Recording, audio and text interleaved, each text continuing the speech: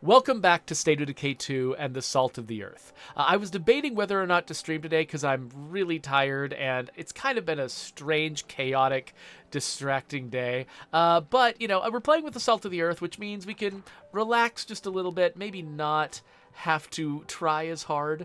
And that's the kind of day this is. I need a day where I don't have to try as hard. So I just realized I claimed this outpost a while ago and I never actually looted the place, so we might as well do that while we're here. While I introduce some of what I'm interested in doing today. So there's a couple of things going on in the game. One of them is that, actually there's only one thing going on in the game, which is it's a new month. It's August now. And so that means there's new bounties. So I should go check out and see which bounty pack dropped. I forgot which bounty pack drops in August. But we'll go and check out the new bounty pack. That'll be fun. We're not going to do a race. We're not going to do some big challenge. Not this time. It's not feeling up to it today. So Coalicion's not here in the audience right now. Mostly because I was predicting that I wasn't going to be doing a stream today. So I think he just wrote me off the schedule because I said I wasn't going to be streaming. And so without him here anyway, yeah, we're not going to do a bet. We're just going to chill a little bit. But there's another thing I want to get done today, which is sometime soon we're going to be having an accessibility discussion with an expert. We've done a few of these at the studio before, some of them pretty large scale, where we get in a lot of people who are, who have personal experience with accessibility issues in video games. People who have various disabilities, things like that, will come in and talk to us, and they'll play our games, and they will sort of give us feedback on what their experience is like. And it's really, really useful because while there's a certain amount of work you can do in advance, like predicting what problems you think people are going to have with your game based on, having disabilities and other limitations. There's only a certain amount of that you can predict on your own. Because, if you are able-bodied and you don't have the same limitations as other people, it just, you don't really know what's going to be a problem. You can make some guesses, and some of those guesses will be good, but some of them will be just terrible, and you don't know which is which. And so you have to get experts in to help you figure out what's going on. And so we're going to be doing that pretty soon with someone who's got experience with low vision. And so one thing I wanted to do prior to that was explore the game a little bit, because we're not going to have a lot of time. Oh, hey, I've already got 2 gas cans in here, so I'm going to go grab another one that's not in the trunk just to gas her up. I want to do a little bit of work in advance, thinking through all the parts of the game where we make a lot of demands on someone's vision, so that we can use our limited time well, so that I can try, anything that where I could predict there's likely to be a problem, I can point us in that direction to make sure that we're using our time as best we can. But ultimately, my contribution to that process is going to be pretty limited. I'm going to do my best. Oh, wow, the Megalodon, you can't see this, but the Megalodon has got a huge gas tank, and this is not enough gas. I'm going to go get some more gas.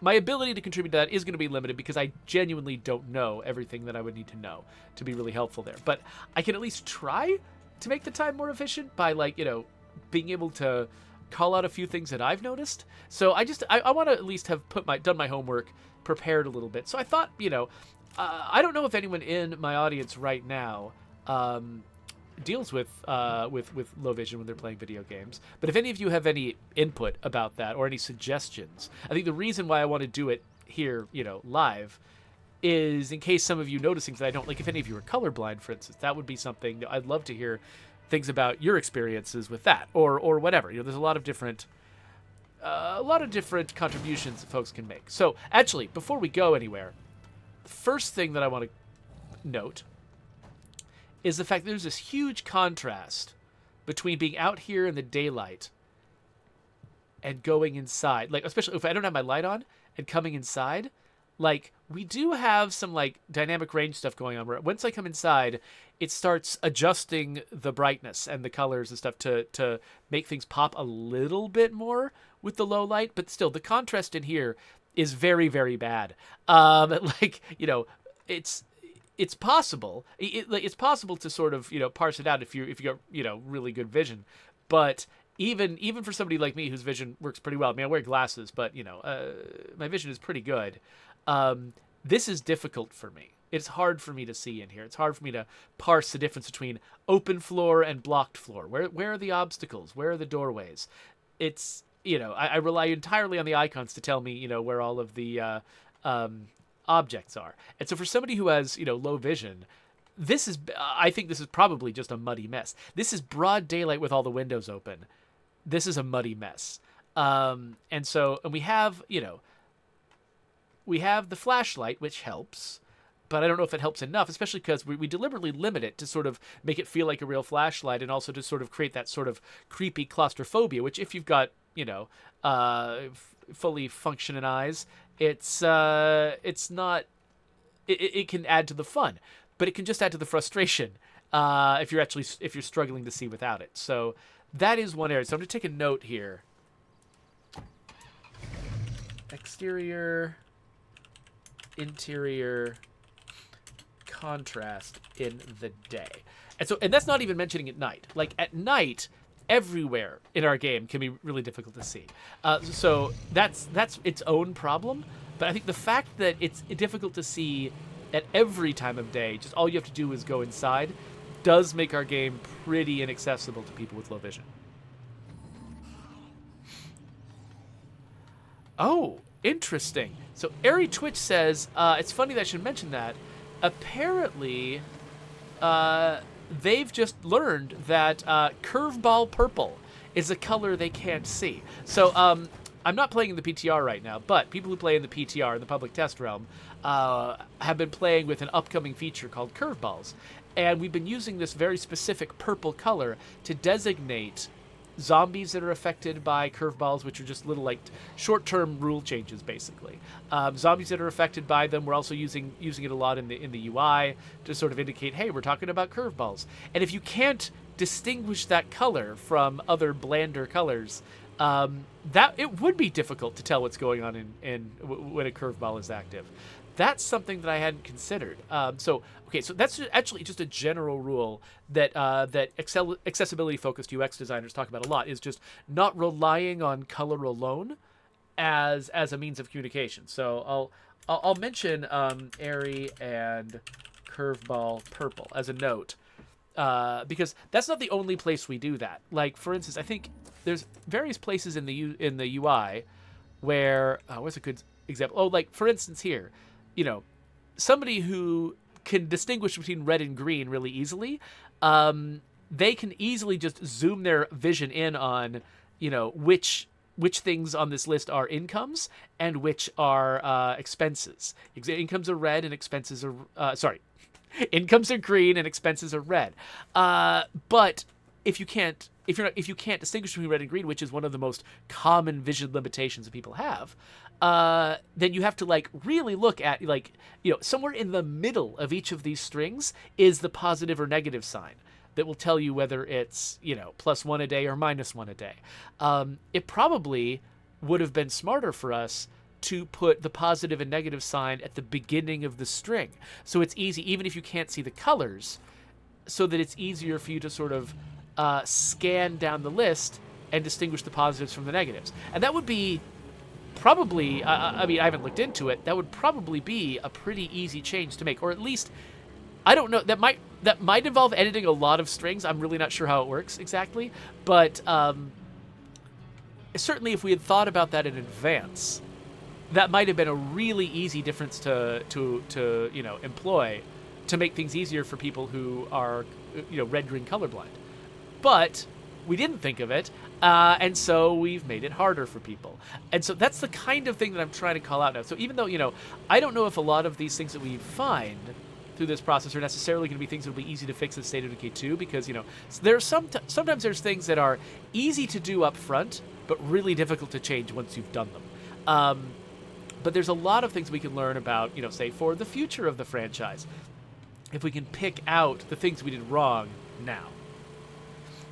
So, okay, it looks like I'm actually getting a lot of messages right now, and so I should pay attention to them. But in order to do that, let me just get over to Cash and make sure, I'm getting to him in the worst possible way.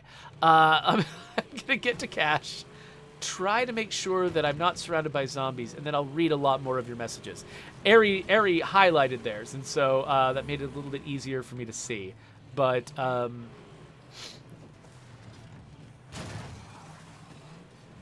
yeah, this is one thing, even with, I consider myself, despite my glasses, to have pretty good vision.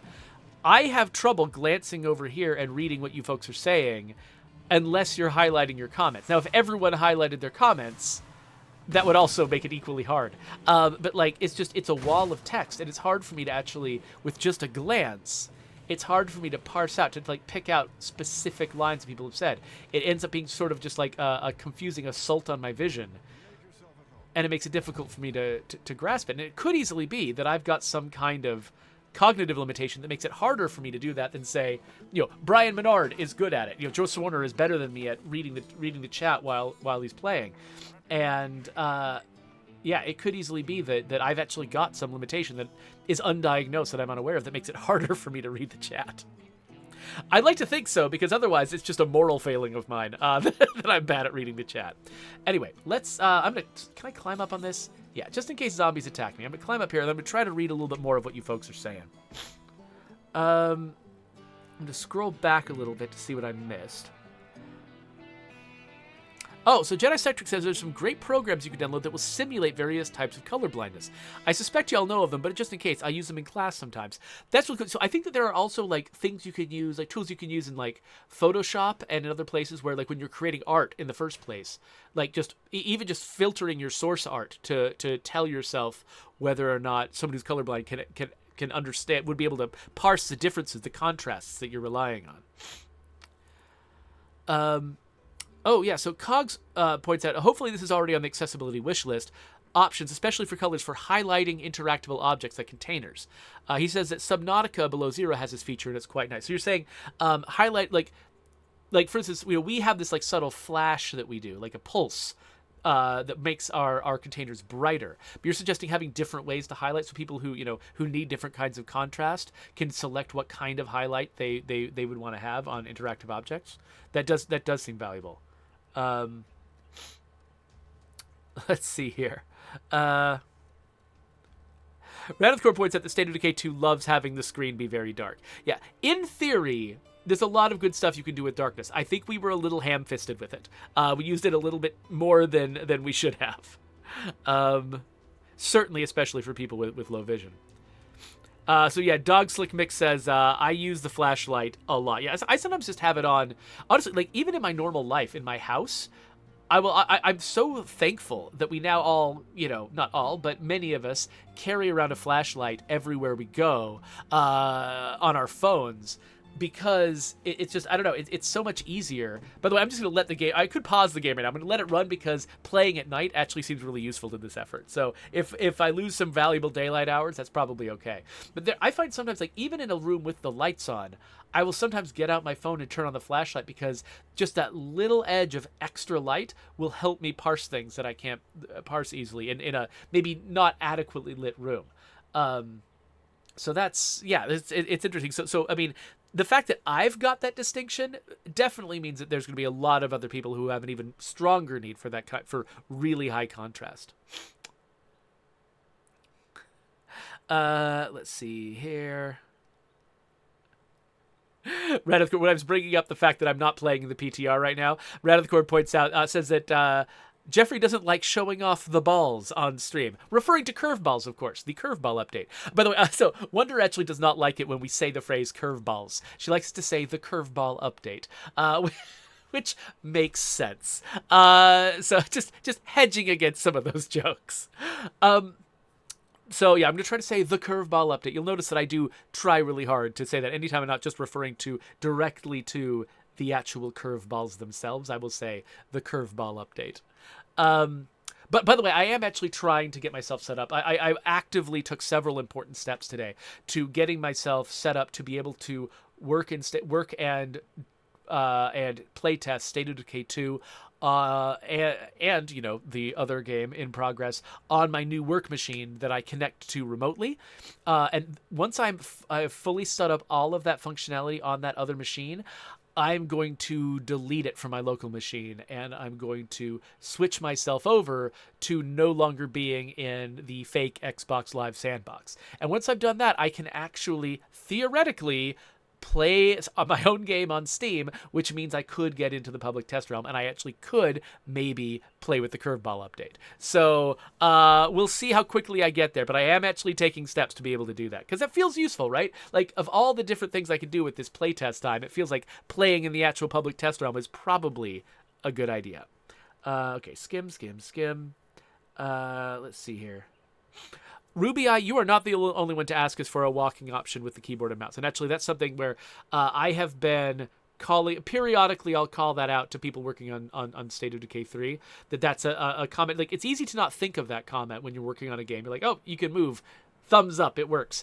But that's sort of an edge case, but enough people bring up that edge case that it is probably worth mentioning. So I do bring that up periodically when I'm asked to give feedback on stuff. And I think it's not the kind of thing that we would prioritize up front, because there are more important things at this early stage in the game.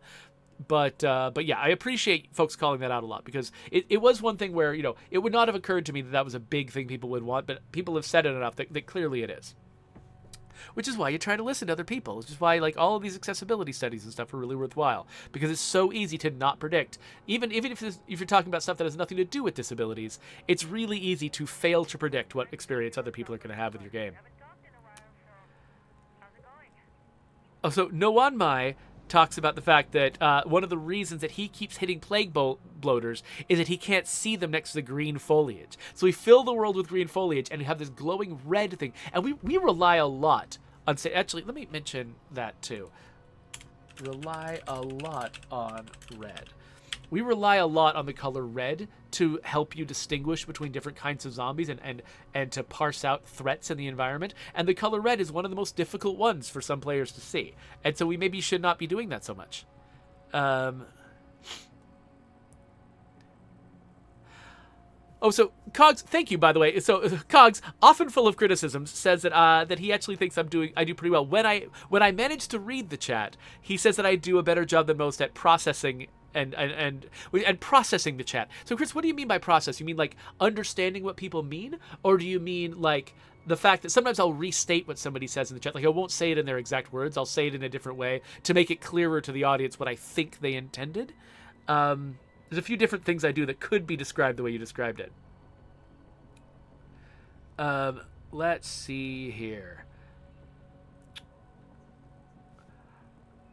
Oh, so Wheaton, who's a new chatter, by the way, welcome Wheaton, says, hi, I'm new here. I was playing the game earlier and I realized I have a lot of trouble discerning where the noises come from.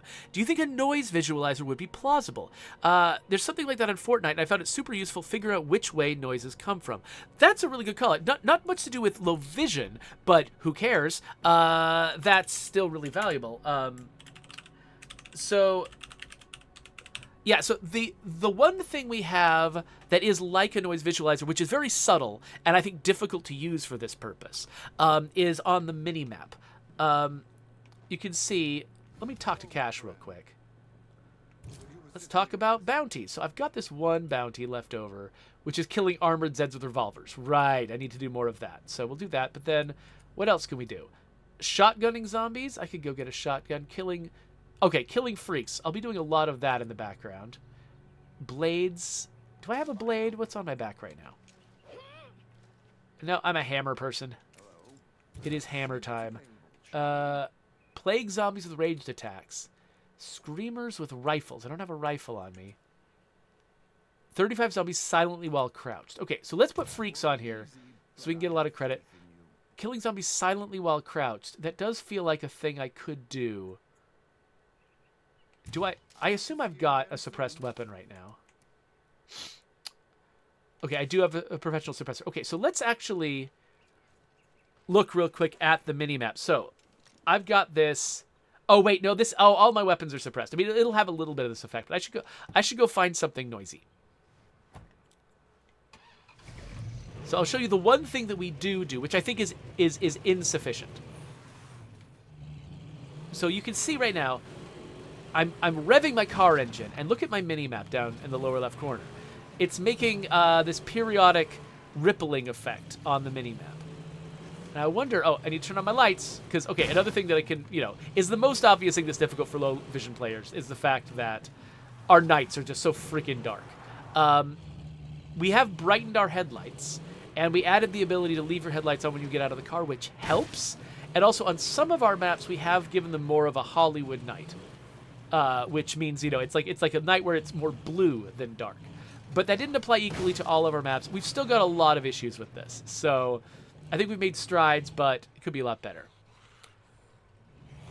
So one thing that we do is whenever a zombie is aggressive, you can see that their dot changes colors, which means that, like, if you hear a zombie growling at you, you can usually look at your minimap and see the red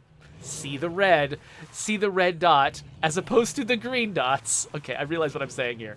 That tells you that zombie is after you.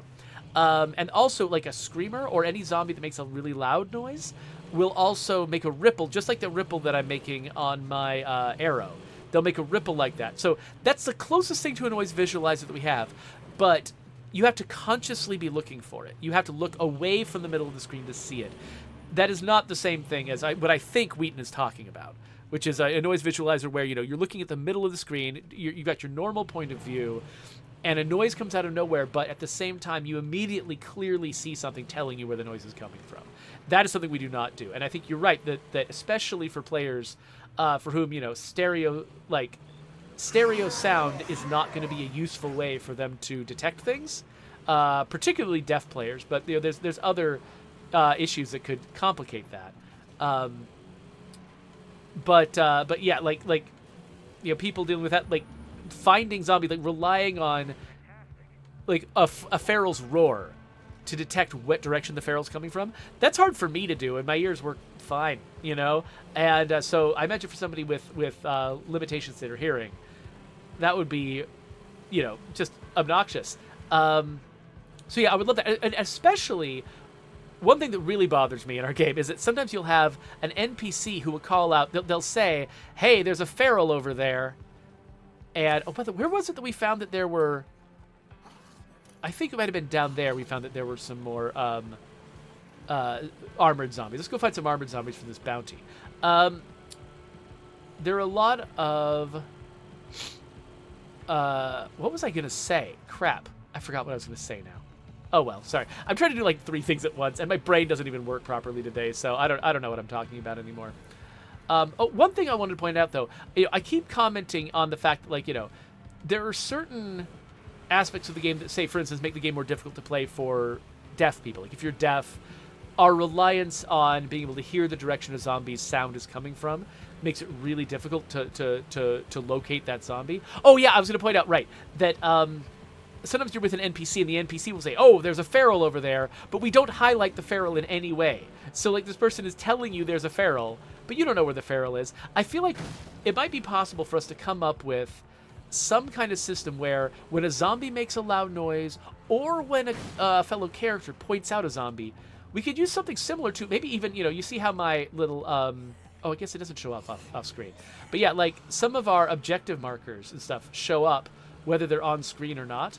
I imagine that it could be possible for us to mark zombies who've just made a noise with a marker that you can see whether they're on screen or not. And, okay, here's a screamer. So you can see right there, it makes this really loud ripple, which sort of helps you identify what direction it's coming from. Oh, I need to kill freaks. I'm going to kill that freak. Back up. Where did that guy go? Where did he go? I don't know. I can't see backwards because I'm reliant on my headlights. All right, anyway. But yeah, I think the game could really benefit from something like that. So it's a really good call out, Wheaton. I'm glad you came in and said that. All right, where am I? Okay. See, I'm still pretty far away from my destination. But if I see an armored zombie... Oh, there's one. I will try to murder it with my revolver.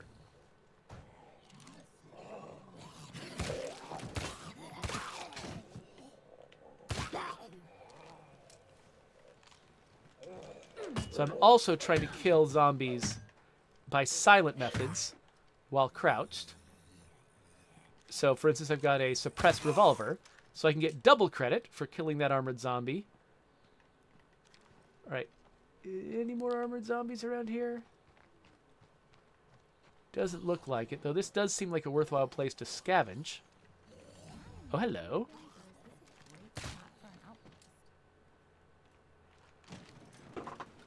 Okay, so another issue with low vision, and I think this is something that is probably true across the game, is how small the text is on our screen.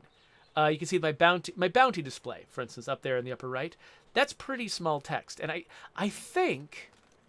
Now I'm trying to remember. I think. Did we make that flexible? Have we? You know what? I'm gonna open up our accessibility options real quick and look at what we've got here. Subtitle scale. Okay, so I can make subtitle. Let's make subtitles bigger because I really want to see how much bigger it gets. But we don't have the ability to scale the text in all of our UI. We only have it for the subtitles. And so I just raised my subtitle scale to the maximum, but that had no effect on the rest of the UI. And so being able to read my bounties, one thing that happens a lot in our game is that, you know, right under where my head is a spot where notifications pop up. And a lot of times, you know, we pop up a notification for a very short amount of time, and you're supposed to read it very quickly before it goes away, and the text is tiny. And so for somebody who, you know, has difficulty reading our UI, it like needs to put a lot of extra effort into reading our UI because of the small scale of it. I imagine somebody in that position would have an especially difficult time trying to parse short-lived notifications that require them to just see them out of the corner of their eye and react immediately. Oh, so Cogs points out that anything in the settings menu that alters your visuals should have some kind of test image nearby. Crap. Thank you. Finally. Oh, wait. I forgot to crouch. Oh, crap! Alright.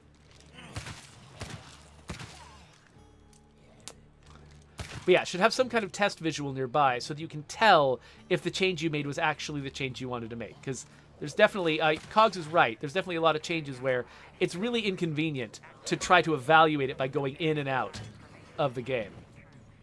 Alright, so...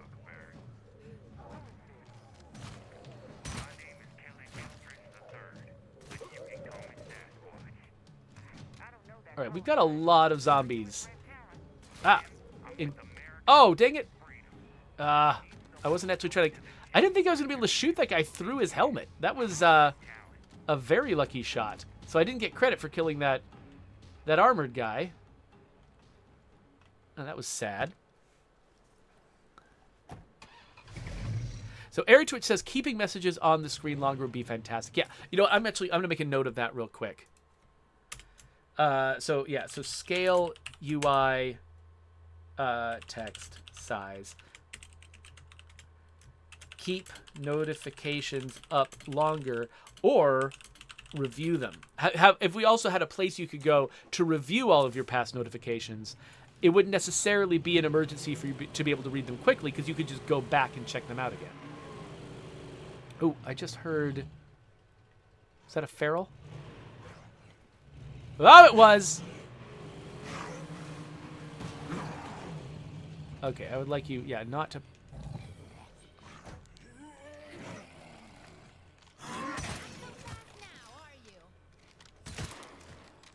Alright. Anyway.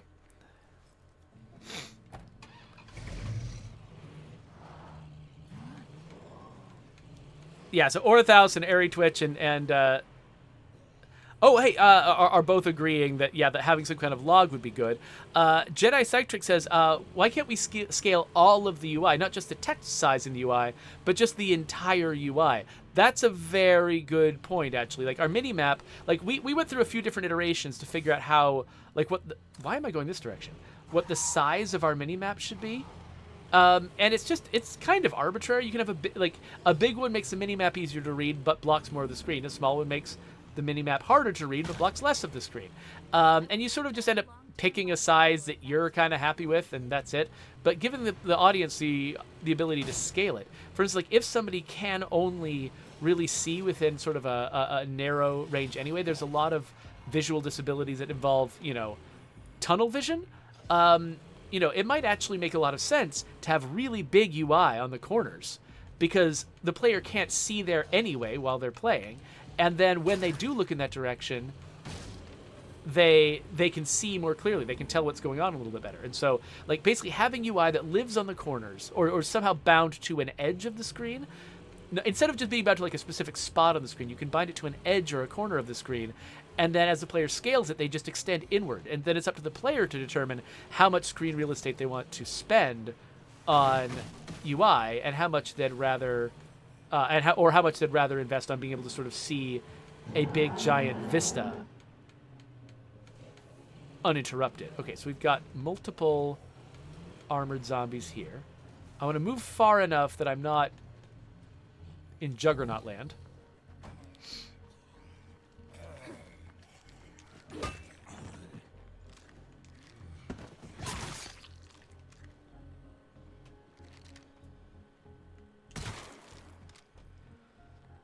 Okay, I've already gotten a lot of zombies killed while crouched. Okay, nobody's coming after me right now. I'm gonna glance at the chat again real quick.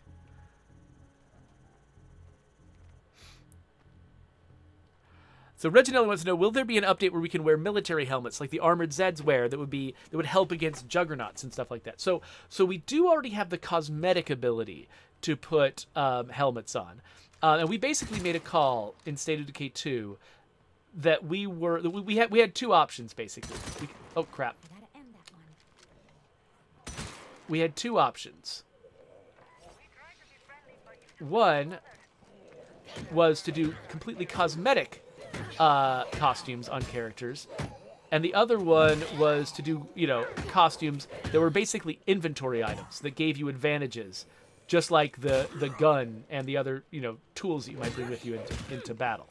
And we ended up deciding that what the game needed more was a little bit more like customization, a little bit more artistic flair for players. And so we ended up deciding that rather than, because if we made the visuals like the customization like effective, basically you'd end up with communities where everyone looked the same because they're all wearing like, oh, well, what's the best armor in the game? Well, I happen to have 9 of those, and so all 9 of my characters are going to be wearing the best armor, and I can't make another choice because then it's like I'm dooming my people to failure. And so we thought it would actually be more fun if players could just sort of choose to put on, put whatever they wanted to on their characters, but that meant kind of divorcing it from mechanical effects. And so that's the call we made on State of Decay 2. Doesn't mean that has to be the call we make on every game. But I think so right now, I think it's unlikely that we'll change what State of Decay 2 did as its answer to that question. I think State of Decay 2 is pretty committed to the direction that it went. But I've got a lot of different ideas for how we could, handle that question in the future. So we'll just have to see how this goes. Feral, what? Ah! Oh, man. I really love the fact that I'm only playing in Nightmare right now with combat. And so ferals don't have the armored heads. Because I have just been, in my Lethal Zone community, every time a feral comes out of the woodwork, I am just absolutely screwed.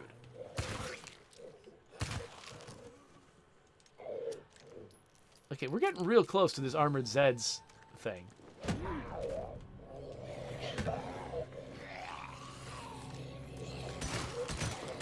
Okay, the soundtrack figured out that I'm, that I've got a lot of enemies here.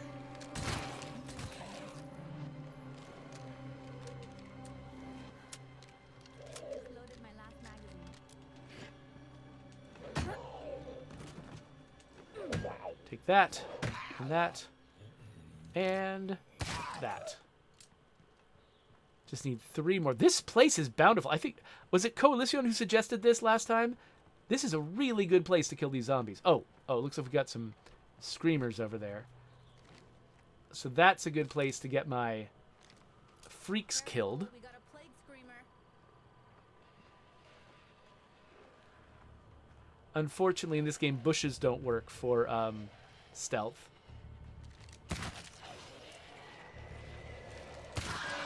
No, stop! Ah, oh, dang it! What? There's another one?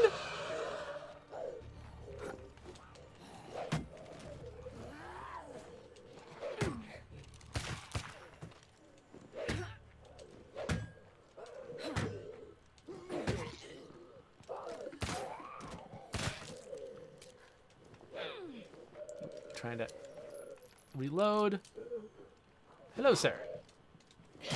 Smack, smack, smack. Gotta make sure I don't button mash too hard so I can actually get their helmets off.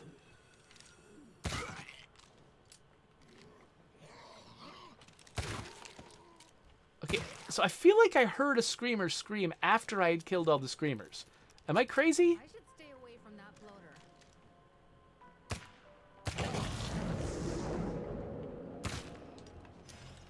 Like, I don't see a screamer around me.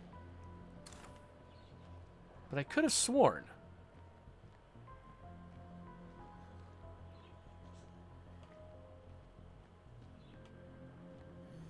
So, Wheaton says, I do enjoy clothes being purely cosmetic. You don't get as much of characters wearing the most deranged and mismatched outfits just for the sake of stats. Ha ha ha. And Cogs agrees with it, but I agree with that too. Yeah, so I think...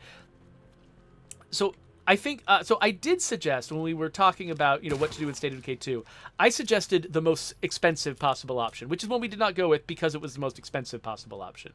And that was to have both. It's to basically let you alter the character's default cosmetic outfit and also put, put a layer of, like protective gear or whatever, like stuff that has stats on it, like via the inventory screen, to have both at once. And then let the player decide if they want to see their purely cosmetic stuff or if they want to see their mechanical stuff. So you can either go hyper-realistic, where everyone is clearly visibly wearing the stuff that's helping them, or you could go more fantastical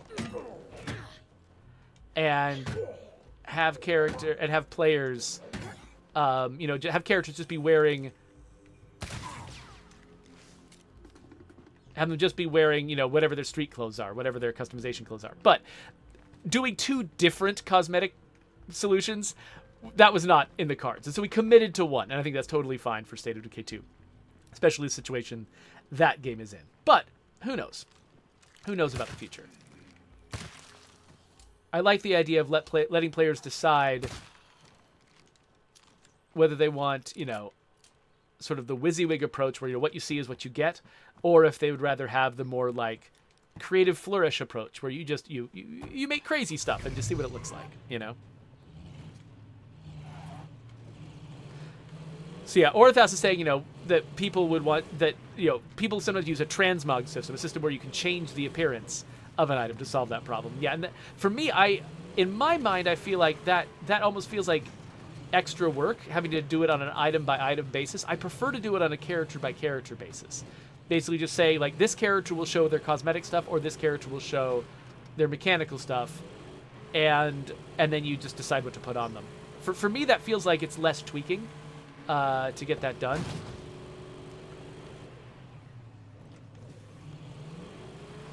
Oh yeah, no one is pointing out backpacks. And actually, we did kind of do that with backpacks. We just let you hide your backpack if you don't want to see it, because the backpacks in this game are so huge. They can tend to dominate the profile of the character. And so we did actually decide to let you just sort of unrealistically decide not to show the backpack. And so we already did take one step in that direction, but that's the only place we took that step.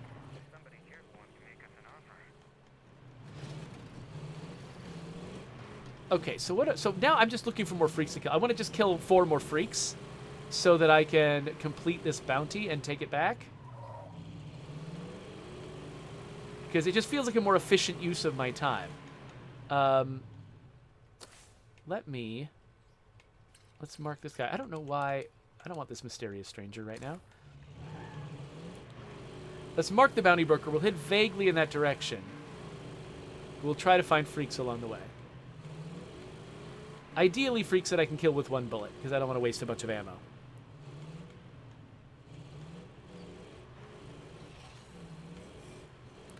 So Redithcord is making fun of the fact that we have Yeah, see, I'm not fighting these juggernauts. That we've got basically one best backpack, which kind of makes it feel like people are required to put the best backpack on them, which also happens to be the backpack with the largest profile. And it's the most distracting backpack. That is true. The original intent, and unfortunately, so this is one of the things that happens when you run out of time. Because the original intent of our backpack design was that each backpack would have trade-offs. That there is a value to having the most, the biggest, most highest capacity backpack, but that there would be other advantages to having lighter backpacks, and that it would be an interesting decision for the player to decide what type of backpack this particular character will wear. But when we got into practice, we found that really nothing competes with inventory capacity. There are drawbacks to the backpacks with higher inventory capacity. They are heavier than the ones with lower inventory capacity, but no one cares except like Coalition. He has talked about preferring builds on some characters that maximize their stamina, which means reducing your encumbrance, and carrying a lighter backpack. And he'll take them out not when he's scavenging, but for specific missions where it matters to him to have maximized stamina. And so there are ways you can, like if you've got a very narrow interest, you can, use the lighter backpacks to a positive effect in our game. But you have to have a pretty narrow interest in order to do that. By and large, backpack capacity is the stat that matters, and the ones with 8 slots are the best ones, almost completely across the board. And so what we would have done, had we had more time, was look at that problem and say, okay, what are the better ways that we could rebalance backpacks? What other advantages could we give back? Maybe we should narrow the range of different capacities. Maybe all backpacks have, it's like originally actually we had a range of like 4-slot backpacks up to like 10-slot backpacks or something. I don't think it was 10. Maybe 8 was always the highest. Is another freak. But I think we might have gone from like 4 to 8 originally. And Brian ended up narrowing them to 6 to 8 because you really felt hindered by a 4. A 4 there was no reason to ever bring a 4 backpack with you. It was just too limiting. And so we narrowed it.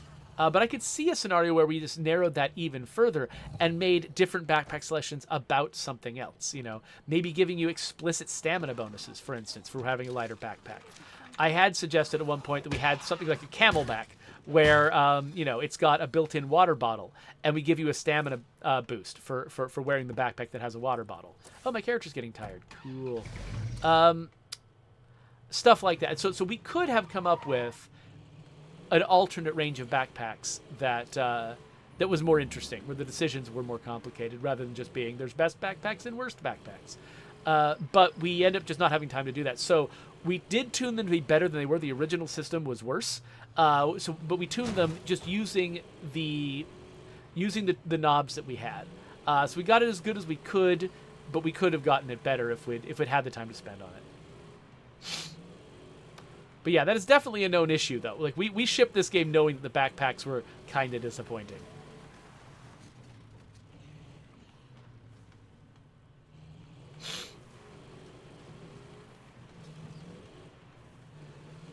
So, okay, Cog says that he actually also cares the same way that Coalition does, and that he also sometimes runs around with the smaller backpacks. So yeah, there is an audience for them.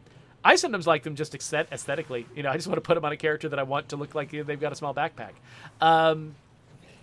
But I'm rare in that I'm a player who sometimes just will prioritize aesthetics entirely over practical considerations. Most players don't do that. And I can't just design the game for me. I've got to design it for lots of people. Okay, I'm here. Dang it, I really want more freaks. Oh, we got a bloater. It's not very frequent that I will find myself saying, yay, a bloater. But I'm definitely saying, yay, a bloater right now. Okay, I just need one more. Like, I don't even want to talk to Cash until I've satisfied all 3 bounties. Oh, hey, Mon Prince. Thanks for joining us. Awesome Twitch Dude showed up and said, I hear good things about this game. Thank you, Awesome Twitch Dude. Who, of course, has been playing this game for years. Okay, looks like we've got a armored guy. He doesn't count as a freak. Armored guys counted as freaks in State of Decay 1, but they do not count as freaks in State of Decay 2. Because they're not a mutated zombie or whatever. They're not a zombie who, like, physically and AI-wise is different. They're just a zombie who happened to be wearing different clothes. It just feels like a different kind of thing, so we recategorized them when we went from 1 to 2. At some point, I would need to fuel up this car again. Oh, I don't want to go off that. I do want to go off this, I've decided. Ah! Come on, just driving around. What does it take to find a freak out here? Are there any marked on my map? Oh, there we go. Screamer. Okay. Okay. That's what it takes to find a freak.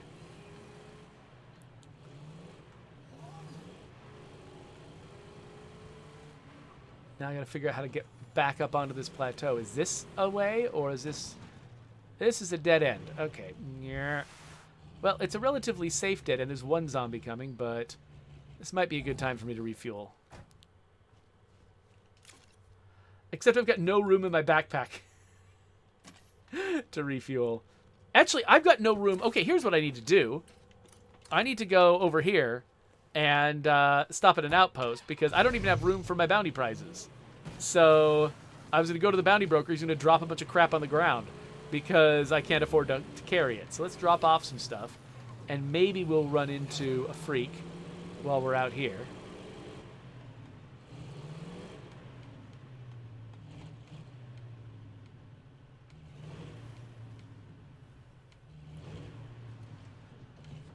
So RA is asking, can the car with the big barrels in the back have have a bigger fuel tank? So don't they already?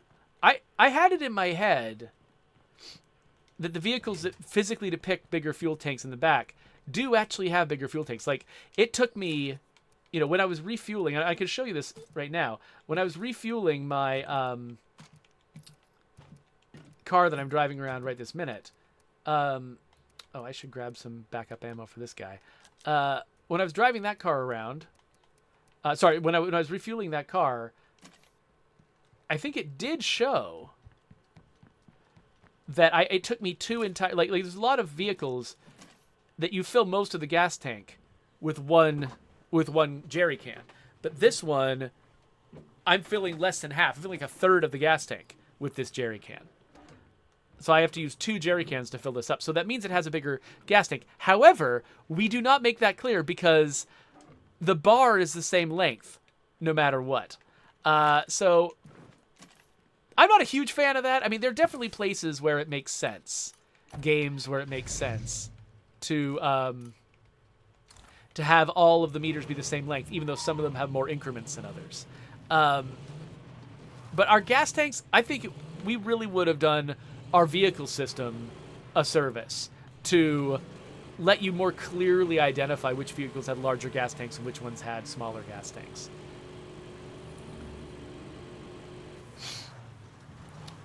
Also, if there was a way for us to show fuel efficiency on the vehicle, so instead of just being sort of told, or, you know, maybe having to watch like an Arvid video to find out which cars had better fuel efficiency, you know, it would be nice if it would have been nice if we'd set it up so that you could actually just tell in the UI for the car that the car had better fuel economy. Okay, didn't I? Okay, I thought that I'd marked this. Maybe I unmarked it by accident. Get off my door.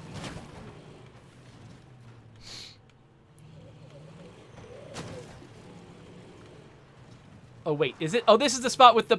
Oh, I've seen this place before. That's the spot with the bad guys. We're not going there. Let's go back to the bounty broker, collect our prizes, and pick our next round. Whee!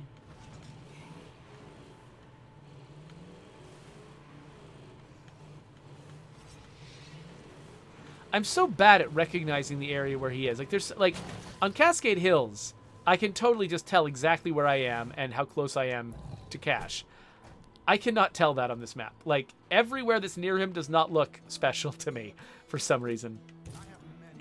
So we're going to collect our prizes.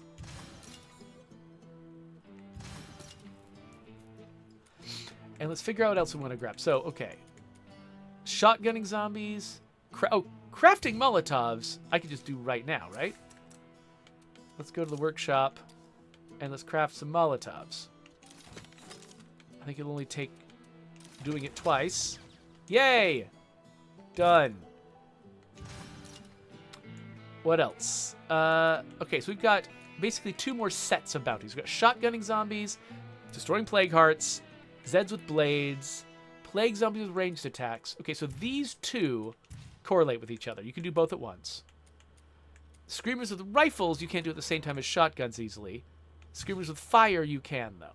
So what I need is some fire, some shotguns, and I can do all of these. So I think that's a good thing for my next episode. So let's head home because this character is tired. And we'll bum around killing things with shotguns next time. Oh, look, a Juggernaut. Haha. Juggernauts can run fast, but not fast enough for the Megalodon. Oh, yeah, so at one point, by the way, Peroxicus was asking me about my bubblegum-colored whip. Yeah, so this Megalodon, I think this might be... I can't remember if this is the first vehicle that we unlocked with a bounty, or was it the Trumbull Valley pickup truck? Now I don't remember. But, yeah, so this is actually one of the rare vehicles that you can unlock through a bounty. So it's in the pirate themed pack, whatever we call the plunder pack. It's part of the plunder pack. So if you go through the plunder pack, you'll see one of those bounties. The prize is a car, and you can get this car, and it is one of my favorites. I mean, it's just this amazing muscle car. It doesn't have a lot of room in the trunk, and that's okay. You don't use it for that. So we'll drop these suckers off. And let's have a look at what we actually got here. So we got an MP5 SD, so cool. We got another suppressed gun. We've got a police sniper rifle. And then everything else here is stuff we're going to keep on this person. So, awesome. We'll run inside. We'll take a little break. And again, you know, as always, I'm doing a terrible job reading the chat. So let me just catch up with the chat a little bit before we end this episode.